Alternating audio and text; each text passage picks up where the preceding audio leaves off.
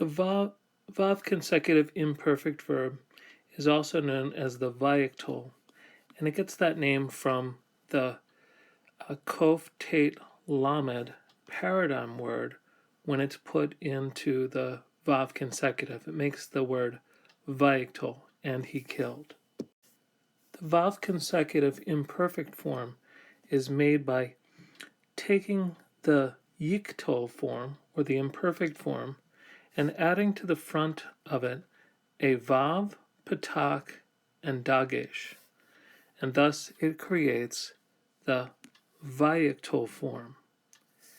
Now the basic sense here is yiktul is he will kill, so it's just your basic future tense as your default, and it has all the modals included in it.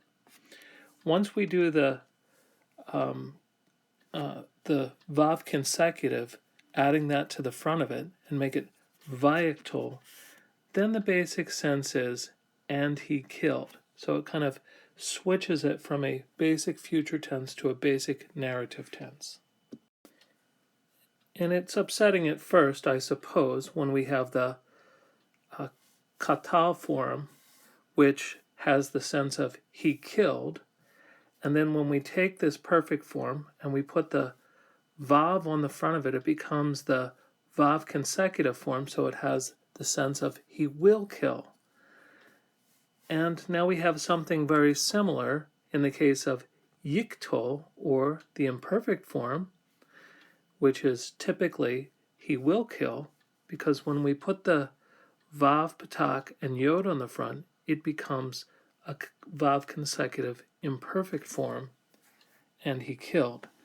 Now, the good news is that it's not as confusing as it might seem at first with this sort of switch from a basic past tense to a basic future, and from a basic future tense to a basic past tense.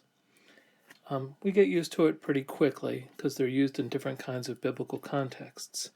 And secondly, the nice part is the paradigms that we have to memorize for this verb form, the perfect, are exactly the same as the vav consecutive perfect, except for we have to remember to put a vav shva on the front. And the same thing is true for when we learn the imperfect form.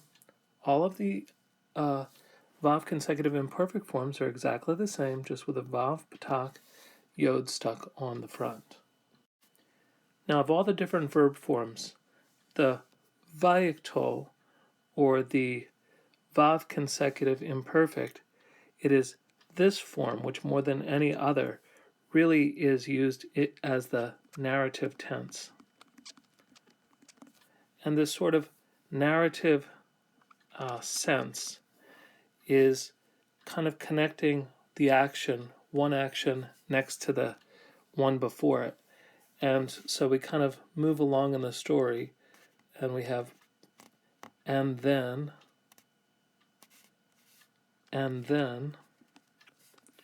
so on. So these vav consecutives are kind of consecutive in the sense that typically the next connecting vav consecutive verb is and then, or consequential if it's not temporally consecutive, and it would be and so. Let's look at an example. Jonah chapter 1 verse 3 has a series of these vav consecutive imperfect verbs, one right after the other, through the verse. And so they connect the action in a sort of and then sense.